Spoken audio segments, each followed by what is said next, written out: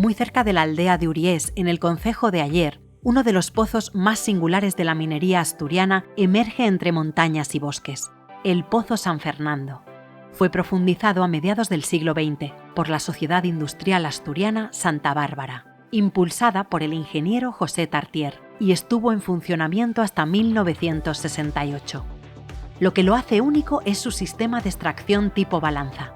El carbón no se extraía por el embarque del Castillete, sino por el socavón Santa Ana, una galería de 2 kilómetros situada en la parte baja del valle.